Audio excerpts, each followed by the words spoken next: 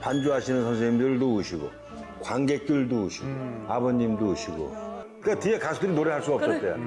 타향살이를 한 무대에서 33번을 부르셨대요.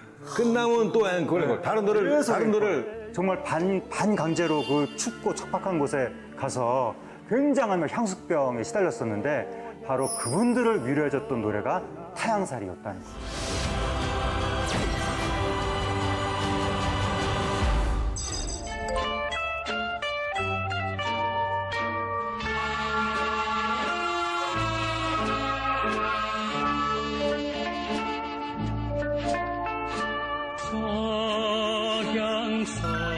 타향살이며 해든가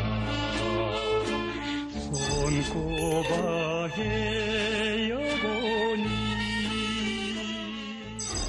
시대가 사랑한 음악에는 그 시절에 살았던 사람들의 희로애락이 그대로 담겨 있죠. 대중가요가 시작된 지 100년, 우리는 어떤 노래를 사랑했을까요? 안녕하세요. 노래하는 대중음악 사학자 장유정입니다. 안녕하세요. 하재근입니다. 하평론가님, 네. 스타는요, 태어나는 걸까요? 만들어지는 걸까요? 당연히 태어나는 거죠. 저 같은 음치가 네. 아무리 뭘 어떻게 한들 노래를 잘 부르게 되기는 어려울 것 같고 타고난 DNA가 중요하지 않겠는가 그쵸. 그런 생각이 듭니다. 네, 이 이야기요. 네. 오늘 모실 분과 함께 계속 이어갈 수 있을 것 같은데요. 네. 근황을 궁금해하는 분들이 많으실 겁니다. 네. 고영준 선생님 모셨습니다. 안녕하세요. 안녕하세요. 안녕하세요. 사나이가 울긴 왜 울어 한 잔 술에 제가 조금 소개를 좀 해드리자면 우리 고영준 씨는요 일제강점기 국민 가수 바로 고복수 씨와 네. 꾀꼬리 여왕 황금심 씨의 네. 맏아들이십니다. 그렇습니다. 네, 그리고 동시에 정에 약한 남자 네. 굉장히 대표적인 곡인데요. 네. 또 이 노래를 부르신 가수. 그러니까 이대에 이어서 지금 가수를 하고 계신 거죠. 그동안 어떻게 지내셨어요? 많이 바쁘셨죠? 더 나이 먹기 전에 소리 나올 때 좀 네. 해놓자 그래갖고 제가 직접 이제 곡을 네. 작사 작곡하고 해가지고 이제 한 5곡을 네. 신곡이 한 5곡 그렇죠. 정도죠. 그거하고 이제 또 아버님 노래, 어머님 노래, 또 다른 가수분들이 부른 노래 중에 네. 내가 좀 소화할 수 있는, 네. 나하고 좀 맞는, 음색이 맞는 노래들에서 리메이크 뭐 이렇게 해갖고 하여튼 전부 한 95곡을 수록을 했어. 95곡이. 예. USB니까. 그걸 준비하느라고 좀 시간을 좀 꽤 공을 들였죠. 기대됩니다. 근데 부모님 두 분 다 우리나라 최고의 스타 가수셨거든요. 그래서 오늘 주제곡이요. 고복수 씨를 국민 가수로 만들었죠. 바로 우리나라가 가장 힘들고 괴로웠던 그 시절에 네. 전 국민의 마음을 달래주면서 폭발적인 인기를 끌었던 노래입니다. 예, 그러니까 이게 엄청나게 옛날에 나왔던 노래입니다. 아, 그럼요. 일제시대 때 나왔던 네. 노래인데, 근데 아직까지도 최근에 그 어느 트로트 오디션이 진행이 됐었는데, 거기서 그 출연자가 이 노래를 부른 거예요. 그러니까 아직까지도 후배들이 부르는 현재 진행형인 노래다. 그렇죠. 100년 가까이. 맞습니다. 어마어마한 민족적 히트곡이라는 노래인데, 어떤 노래인지 한번 직접 들어보시겠습니다.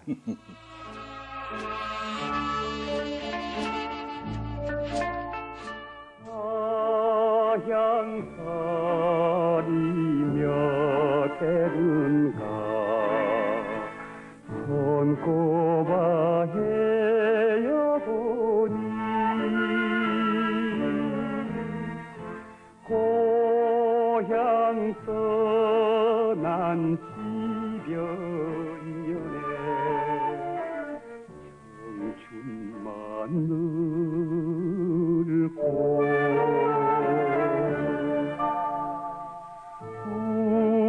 우평 같은 내 시대가 혼자도 기막혀서 창문 열고 바라보니 하늘은 저쪽.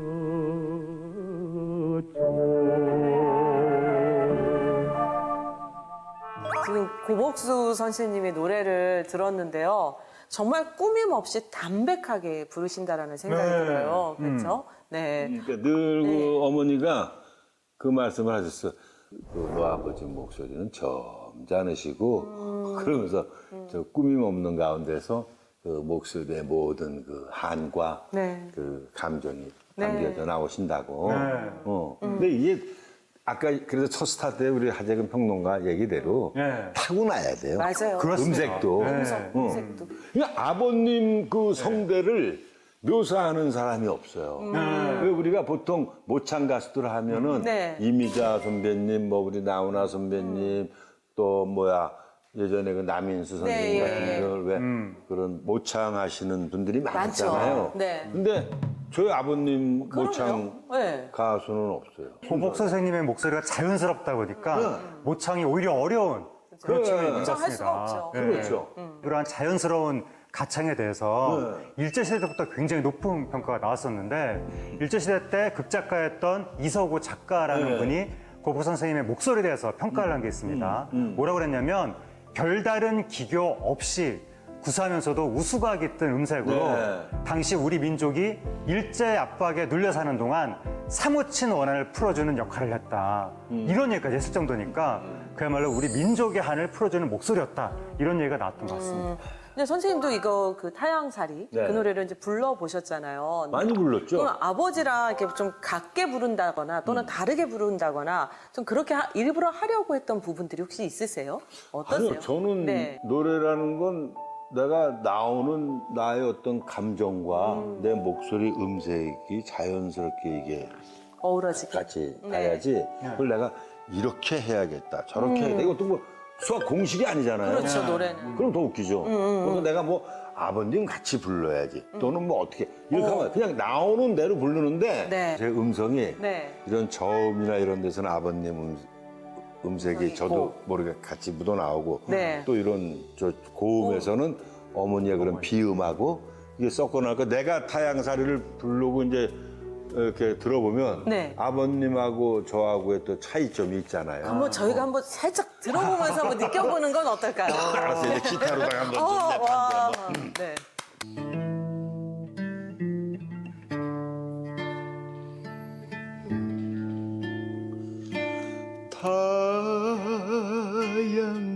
타양살이 몇 해던가 손꼽아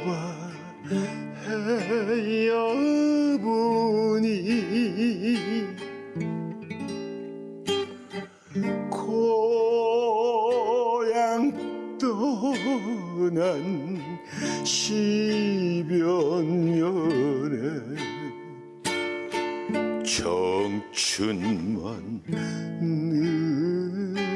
늙고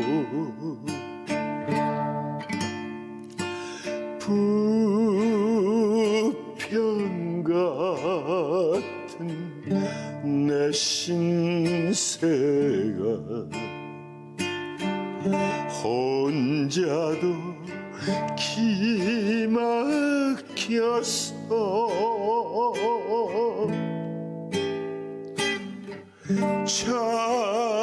창문 열고 바라보니 하늘은 졌죠.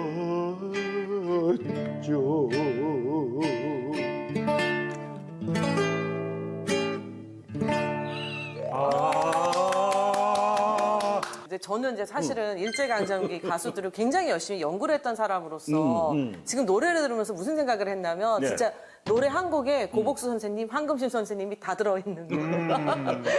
예, 어떤 부분은 고복수 선생님 생각났다가 네. 어떤 부분은 황금신 선생님 생각났다가 그 두 분을 다 만나고 왔습니다. 그러니까 어머니가 그런 말씀을 하셨어요. 네. 어머니가 아유 내 속으로 나왔지만 너만 내 목소리를 잘 먹었다.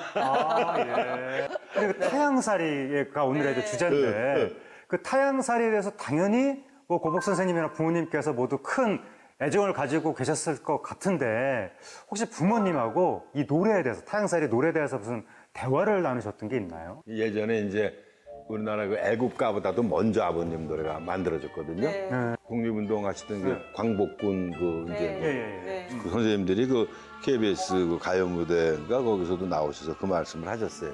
우리가 고복수 선생의 타양살이를 부르고 조국의 그 광복을 꼭 찾아야겠다, 독립을 해야겠다. 그리고 전투하러 가기 전에 노래를 타양살이를 부르면서 같이들 우시면서 나가서 전투하고 그랬다 그런 말씀들을 하시더라고요. 독립군까지 불렀다는 얘기는 만주까지 갔다는 얘기거든요. 이 노래의 그렇죠. 인기가. 그럼요. 그러니까 애국가라는 노래가 우리나라에서 보편화되기 전에 이미 그 전부터 타양살이가 사실상의 거의 우리 민족의 애국가 같은 역할을 했었다라고 그럼요. 볼 수가 있는 거고, 이게 우리나라 이 조선 반도 내에서 얼마나 엄청나게 인기를 끌었는지 그 인기가 만주까지 올라가서 만주 지역, 우리 뭐 북간도, 서간도 이런 데 살고 있는 우리 동포들한테도 다 이 노래가 이제 널리 불리는 그런 노래가 됐던 것이고, 근데 만주에 조선이 점점 많아졌었거든요. 그러니까 처음에 1910년에 경술국치 이후부터 이제 조선인들이 만주로 가기 시작했는데, 나중에 일제시대 때 일제 당국이 조선인을 만주로 자꾸 내몬 거예요. 왜냐하면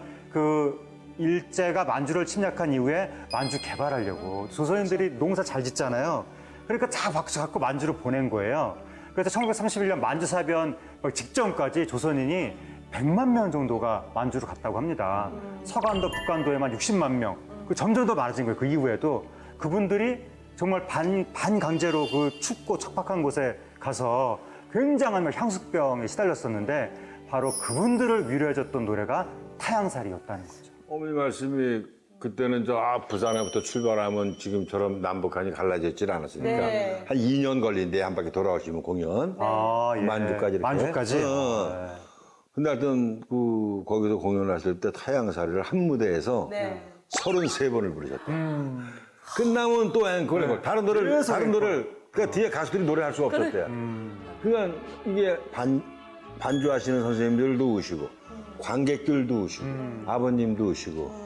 난 그래서 가끔 내가 이 타양살이를 부를 때 난 꼭 예전 그 아버님이 1930년대에는 어떤 마음으로 노래를 부르셨을까. 네. 난 그런 꼭 내가 생각을 하고 부르거든요. 네. 그 당시엔 우리가 나라도 없었고 그리고 얼마나 많은 사람들이 고생을 하며 그 나라를 찾으려고 애썼고, 아버님은 노래 부르시면서 얼마나 그 참 마음이 정말 먹먹하셨을까 정말. 네, 맞아요. 그런 느낌을 갖고 불러요. 네. 우리가 이제 그 시대를 안 살아봤으니까 당시에 뭐 인기를 뭐 짐작만 할 수밖에 없는 상황인데요. 일단 처음에 1934년 오케 레코드에서 발매한 그 고복수 씨의 음반에는 이원 애곡, 그다음에 타양, 그러니까 지금 이제 타양살이라고 하는 그 노래가 당시에 타향이라고 해서 그 많은 그 사람들이 또 위로해 줬는데요. 원래는 앞면이 그 손목의 작곡가의 말에 따르면 앞면이 이원애고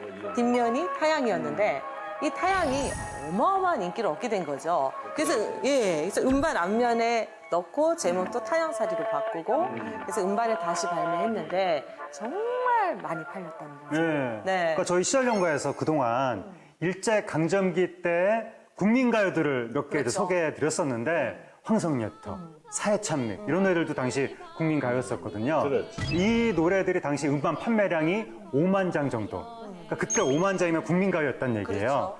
타양살이도 엄청난 국민적 히트를 치면서 역시 또 출반된 지 1개월 만에 5만 장 돌파. 그러니까 엄청 우리나라를 들었다 놨다. 지금 인구에 비하면 절반도 안 됐잖아요, 그때는. 그렇죠. 아버님이 가실 때 한 2천만 뭐 안 짰고. 네. 그래서 그런 부분에 대해서 어느 정도까지 얘기가 나왔냐면, 제1가요연구자 박찬호 씨라고 유명한 분이 있거든요. 네. 그분이 뭐라고 평가했냐면, 조선의 가요 황금기는 타양살이에 의해 시작되었다고 해도 과언이 아닐 것이다. 이 정도까지 얘기를 한 거예요. 그래서 이 노래가 어마어마하게 인기를 끌고 수많은 조선인들의 신금을 울리다 보니까 그 이후에 쟁쟁한 여러 가수들이 리메이크를 했습니다. 네. 이현신, 배우, 네. 이미자, 네. 장유정까지. 쟁쟁한 가수들. 아니 저기 저 껴도 되나요 진짜로? 그렇죠.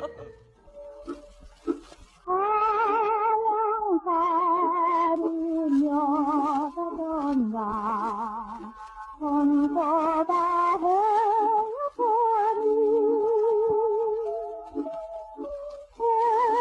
행하고 날 지려면은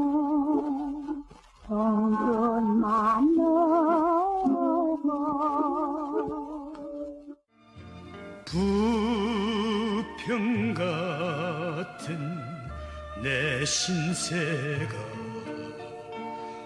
혼자도 기막혀서 창문 열고 바라보니 하늘은 저쪽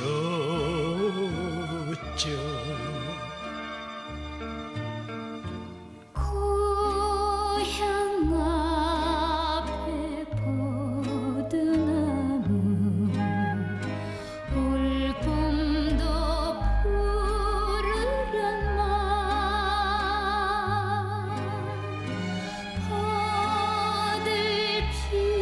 버들피리 꺾어 울던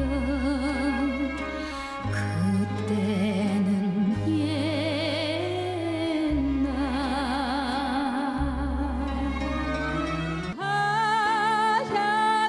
하향이라 정이 들면 내 고향 되는 것을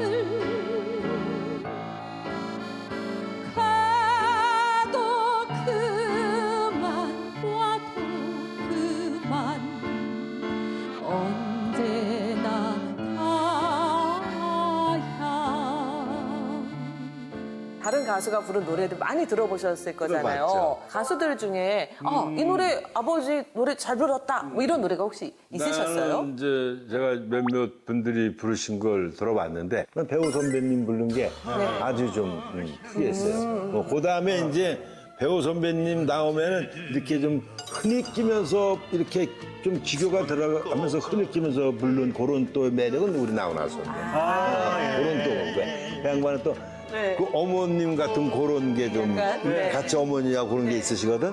그런 약간 그 비음에서의 맥스. 근데 이제 아버님 같이 좀 이렇게 좀 굵은 맛은 없어도 네. 그 나훈아 선배님이 보면 아주 해달프한 게 그 어머니의 그런 거. 그래서 저희 어머니를 또 그렇게 좋아하셨어. 근데 되게 지금 공교롭게 그 KTV 제작 영상이 자료가 준비되어 있는데 그 안에 네. 타향살이의 그 나훈아 씨 버전이 있거든요. 근데 이게 그래. 미리 짠 게 아닌데 어떻게 나훈아 씨 말씀을 이 타이밍에 딱 하셨네요. 자연스럽게 지금 나훈아 씨 버전을 한번 들어보시면 되겠습니다. 네.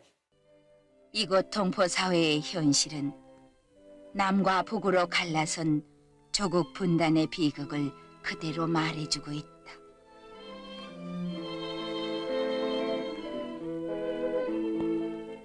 (37년) 만에 모국을 다녀온 김원평 씨.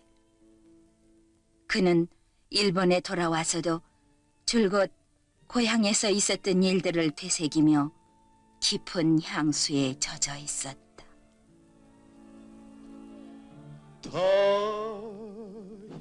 타향살이 몇 해든가 손꼽아 헤어보니 고향 떠난 10여 년에 청춘만 늙고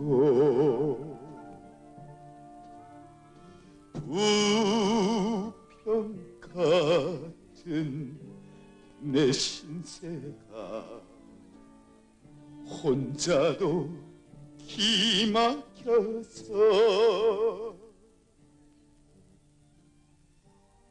창문 열고 바라보니 하늘은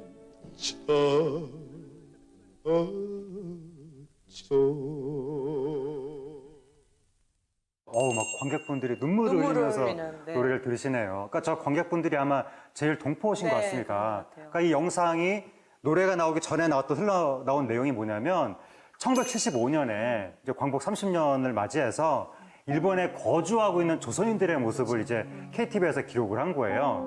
그러니까 이제 KTV에서 이걸 기록한 취지는 고향을 떠나서 조선인들이 정말 저렇게 고달프게 고향을 그리워하면서 살고 있다. 그러한 영상을 담은 건데 그때 그러한 영상, 그러한 분위기를 상징적으로 표현해주는 노래를 선곡을 한 거잖아요. 고향 떠난 사람들의 어떤 서글픔, 그걸 상징하는 노래를 딱 하나 골랐는데 고르고 보니까 타향살이었던 거죠.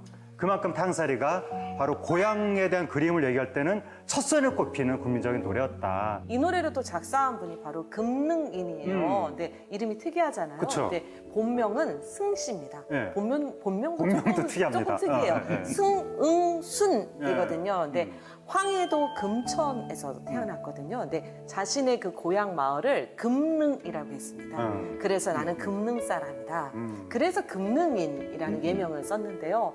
좀 일찍 돌아가셨어요. 27살에 요절을 하셨는데요. 돌아가시기 전까지는 뭐 동시도 많이 쓰셨고요. 또 대중가요도 한 80여 편을 썼는데요.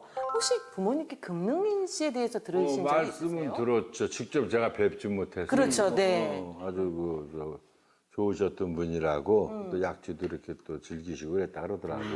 네. 네. 그리고 그 시대의 노랫말들 깊이가 있었고 네. 그 조국에 대한 거를 어쨌든 그 아주 애절하게 표현하면서 우리 독립을 해보려고 그런 게 있단 말이에요. 그리고 타향살이의 이제 노래 가사의 의미에 대해서 작사를 하신 그 금능인 작사가가 직접 스스로 말을 한 게 있거든요. 그게 어디 나오냐면 1935년에 잡지 삼천리 거기에 이제 인터뷰처럼 나옵니다. 거기서 금능인 작사가가 뭐라 그랬냐면 고향을 떠난 지 어느덧 11년이 되었고 가끔씩 향수에 젖어서 고향을 그리워하다 보면 철행해져서 눈물을 흘렸다.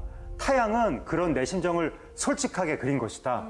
이 노래가 인기를 얻은 것은 내 자신처럼 표박 생활을 하는 사람들이 많다는 것을 의미하기 때문에 마냥 좋은 마음만을 가질 수 없다. 이렇게 또 얘기를 했습니다. 네. 근데 그럴 수밖에 없었던 그런 시대 상황이 있었던 그럼요. 거잖아요. 그래서 사실 1930년대 당시 조선 대중가요의 특징을 보면 뭐 상실이라던가 그리움이라던가 근데 그게 단순히 아까 말씀하셨던 것처럼 고향과 임도 있지만 조국에 대한 그런 그리움과 그 상실감을 표현하기도 했었는데요. 이혜리수가 불렀던 우리가 황성의 적, 황성예터 항상이토의 밤이 되니 월생만 거여해 비오에서를 해포를 말아여 주노나 아외랑을 소나그니 할라 사마니라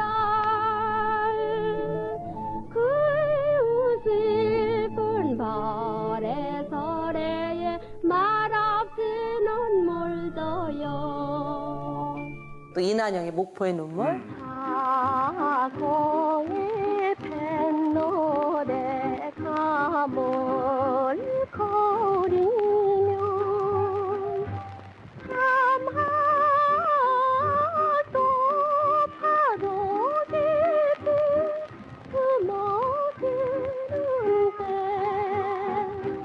우두의 새아시 아름쳐진 옷가라 이별의 눈물이냐 목포에서는 또 김정구의 눈물 젖은 두만강 만나 푸른 물에 젖은 배 싸고 흘러간 그 옛날에 내 님을 싣고 떠나가 그대는 어디로 갔소 고복수의 타향살이 모두 그리움을 그리고 있는데 네. 이 그리움이 결국은 어떤 나라, 조국에 대한 어떤 그리움으로 확장된다라는 특징이 있는 것 같아요. 네. 그러니까 뭐 일제시대 때는 많은 분들이 아까 얘기 나왔던 것처럼 만주로 이제 떠난 분들도 있고 아니면 온갖 뭐 학도병, 징용 네. 등등으로 고향을 떠난 분들이 굉장히 많았고 또 방금 말씀하신 것처럼 나라를 잃었기 때문에 그 자체가 우리 민족 자체가 다 고향을 잃은 거나 마찬가지로 우리 나라를 잃었으니까 그렇죠. 그런 정서를 타향살이 같은 노래가 표현하고 위로를 해줬던 거고 해방 이후에도 수많은 사람들이 계속 고향을 떠났으니까 계속해서 이 타향살이가 우리 민족의 노래가 됐던 것인데 근데 이제 이 노래가 나왔던 1930년대 경우에는 우리 한반도 내에 엄청난 양극화가 이어졌었거든요. 그러니까 그때 그 민족 말살 정책을 일본이 한 거예요. 수탈이 엄청 심해지고 그래서 많은 조선인들이 이제 고통을 겪었는데 동시에 경성에 서울에는 백화점이 있고 다방, 막 카페 이런 게 생기면서 모던걸, 모던보이 막 이런 사람들이 서구식 향락 문화를 즐기는 이런 것도 있었거든요. 혹시 부모님께 그 일제 강점기 시절의 어떤 생활 풍경에 대해서 이야기를 들으신 게 있나요? 뭐 있죠. 이제 아버님이 워낙 이제 유명하셨잖아. 네. 근데 그때 이제 다른 이제 그 후배분들 이런 분들이 냉면을 이제 잡수고 싶으면, 아, 냉면. 저기 한 그릇은 배달을 안 해준대요. 그때도 이제- 배달을 했군요. 근데 저 돌아가신 네. 신카네라 선생님, 네. 또는 뭐 김정은 선생님 이런 이제 분들이 네. 냉면을 이제 드시고 싶으면 거기 전화해서 고복수 선생님이 드실 거라면 한 그릇도 갖고 온다는 거야. 고복 선생님은 한 그릇이라도 배달했다. 그래서 어머니가 참 같은 가수지만 너 아버지 인기가 그렇게 대단했다. 다른 분들도 유명 가수인데 고복수 선생이어야만 한 그릇을 배달해준다는. 사실 이 노래 그 타양살이에서도 제가 이게 정말 유심히 듣다가 되게 흥미로운 부분이 있는데요. 2절하고 3절 사이의 간주, 그리고 4절 이후에 그 후주를 들어보면요. 초기 미국 개척자들이 부르던 민요를 바탕으로 조 라이언스와 샘 하트 등이 만든 기존 곡을 샘플링한 거예요. 그 저는 놀란 게 그 시절에 30년대에 기존에 있던 그 서양 곡을 샘플링해서 넣었다라는 것 자체가 저는 굉장히 놀라웠었거든요. 그래서 노래의 주제는 똑같이 고향에 대한 향수인데요. 한번 들어보시죠. 예.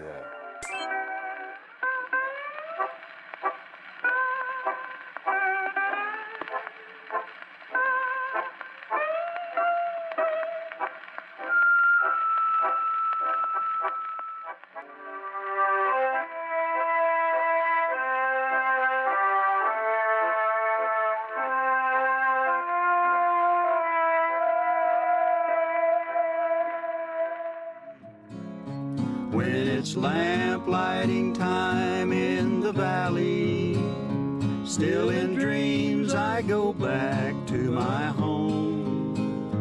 I can see that old lamp in the window.